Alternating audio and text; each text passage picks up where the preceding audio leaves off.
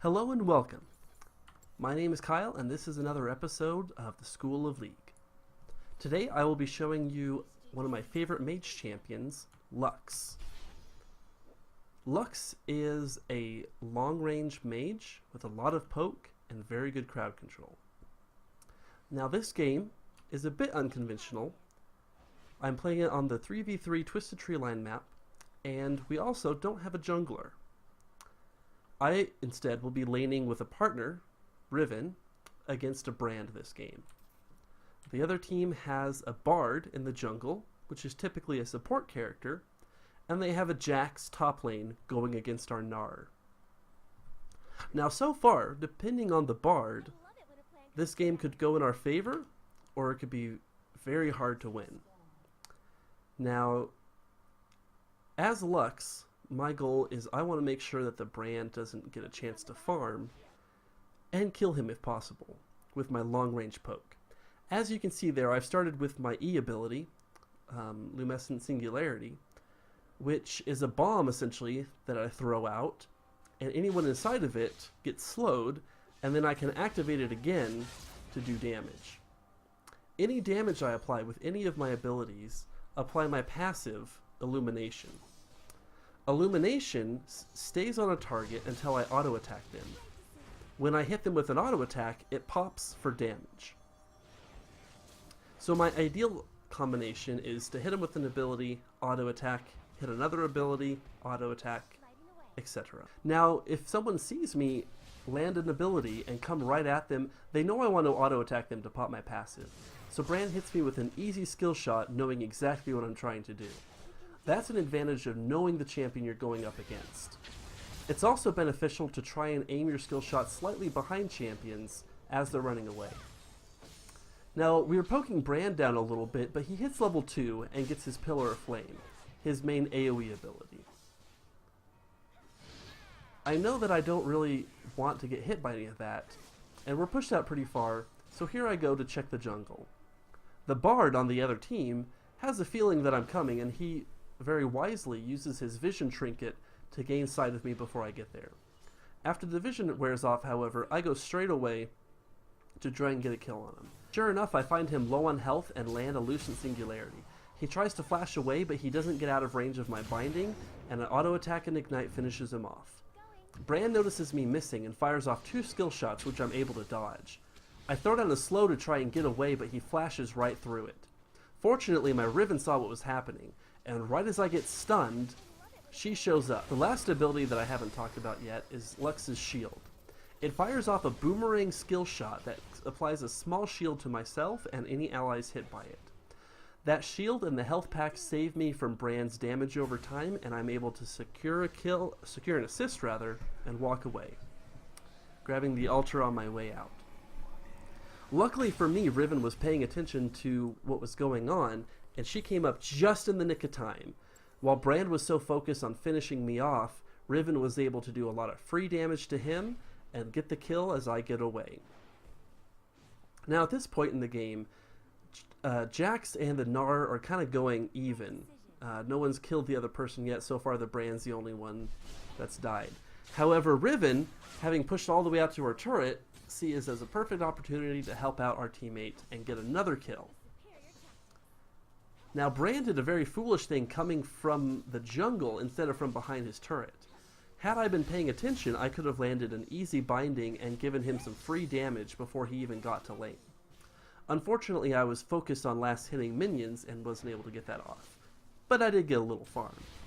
Now we're back where we started, poking Brand and pushing the lane.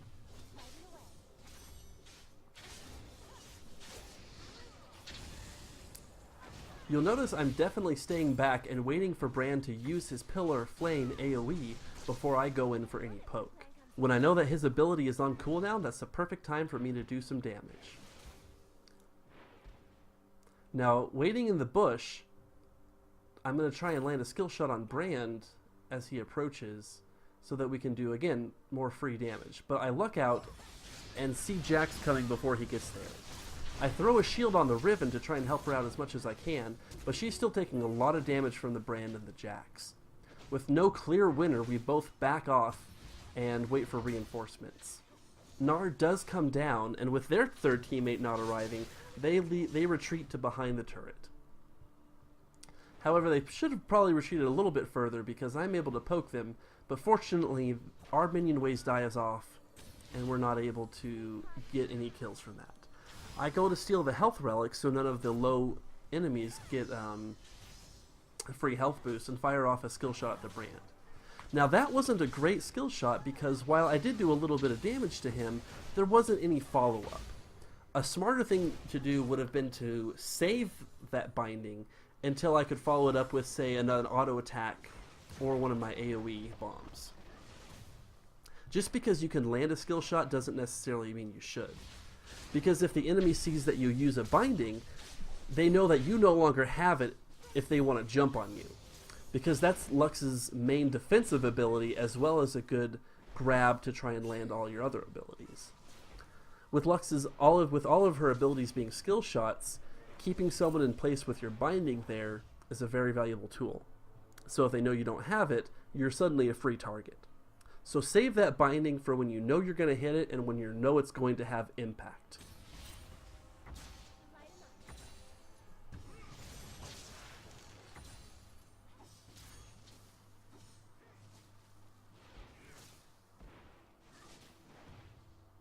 With no one else on the map, I don't want to go too far into diving brand, but Lux being an excellent poke champion and me having a few items, I do quite a bit of damage every time I land my E.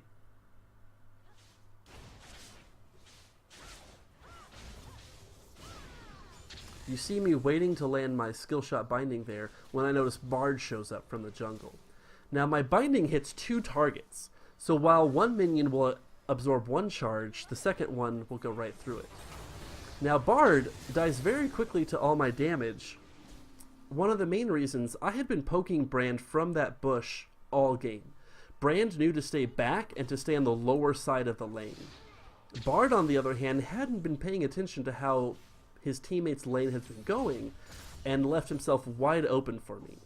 Now he may or may not have known I was in that bush, but without him feeling the effect of my bombardment all game, he left himself vulnerable, leaving a great kill on Brand. Again, landing that binding meant I'm going to automatically hit my ult on him, and he's going to take the biggest source of damage that I have to offer.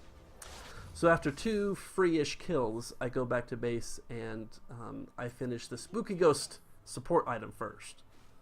Now, even though I'm the main source of AP damage on my team, I chose to get the Spooky Ghosts for 2 reasons.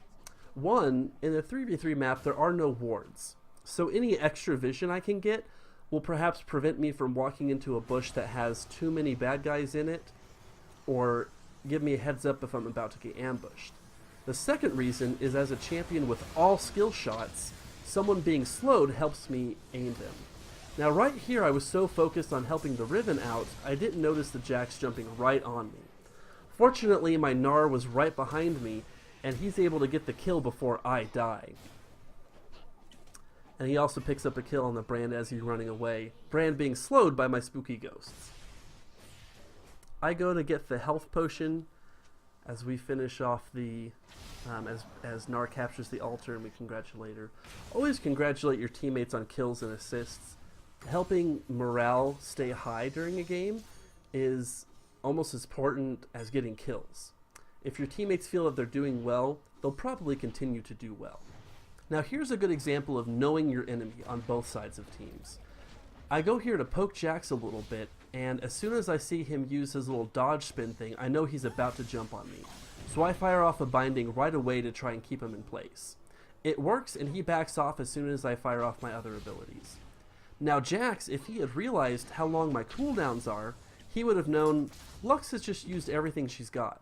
She won't have another ability for at least 4 seconds, in which he could, as an auto attack champion, do quite a bit of damage to me. If he had kept that in mind, he might have gotten a kill on me, but instead chose to back off. Now here, I poke them from the other side because I've got quite good range, but I fire off my ult without having binded anyone first, and the enemy team is simply able to walk away from my damage. That's a good example of saving your abilities until they can be the most effective.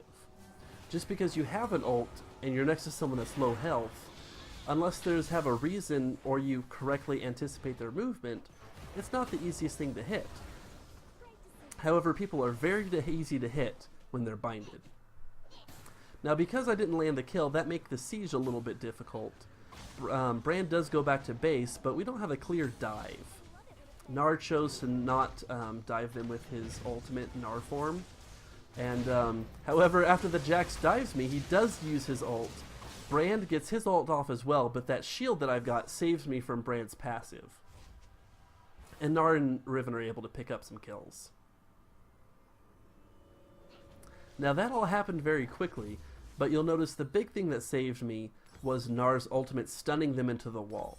Otherwise, Jax would have been able to get off the auto attack or two that he needed to finish me off, or it would have allowed Brand's passive to kill me before I was able to activate my shield.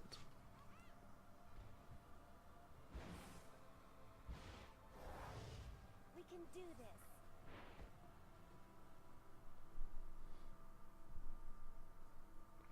Now here, I'm again getting a little cocky after avoiding several near-death situations, and I land a full rotation on the Jax. However, it only brings him down to about a third of his health. Now Jax, again, not knowing that my cooldowns had all been used, chooses to back off, supposedly being scared from the massive amount of damage I did all very quickly. However, the downside to Lux is once she does that damage, she's pretty useless for a few seconds after that, especially if she doesn't have teammates body blocking for her, because she's very, very squishy. A good way to mitigate that squishiness is with items such as Raleig's Crystal Scepter, Rod of Ages, and Zonia's Hourglass or Woundlet's Witchcap. Those all provide Lux with some additional defense. Some people like to pick Archangel's Staff as well, and with the amount of mana Lux uses, it's not a terrible choice. It's always good to have a nice pool to be able to stay in the fight and bombard them from a distance for longer. Plus, once it upgrades into the mana shield, that's definitely a good perk as well. Now, one thing to always keep in mind, not just with Lux or with mages, is to not get cocky. At this point in the game, I have 4 kills and 4 assists and 0 deaths. I see Brand pushed out a little far, and I have a teammate behind me, and I'm thinking free kill. However, Brand, seeing he's cornered, lands me with a full power of his burst and kills me very quickly. I didn't position myself in a way to avoid his abilities, most of which are skill shots, and I die almost instantly. Fortunately, Gnar is able to pick up the kill, but that is a great example of just because you're winning, and just because one of your opponents is doing bad, doesn't mean you should assume that they're bad players. Keep in mind, Riot for the most part matches you with teammates and with enemies of around your skill level. You have bad games just like they have bad games. That doesn't make them bad players. You should always take your enemies seriously and try and plan every fight as if they're going to do their very best.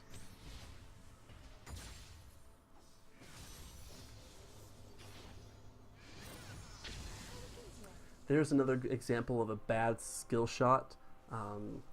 I should have known that Brand wasn't going to come at me, him being a ranged champion. He wants to poke me down a little bit before he finishes me off as well. Fortunately, nothing happens, and I'm able to get into this bush, and I see the Bard coming at me and the Brand sitting there. So again, I think free kill. I land my binding, and with a full rotation, Brand dies instantly. That's a good lesson on bushes. You should never stand next to a bush that you're not willing to check, or at least walk into, or apply some vision, because exactly that will happen. A good saying, assume that every bush you walk into has every enemy that's not currently on the minimap.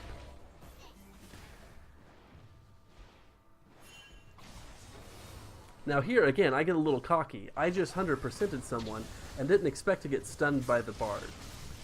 While I might do enough damage to kill, well, at least 2 of their team with a full rotation, I don't do very much damage when I'm stunned. Plus, I got ahead of my teammates, which as Lux and as most mages, you should almost never do. I have 2 very tanky teammates that serve a great front line for me to do my damage from afar, but they don't do you any good if you're in front of them.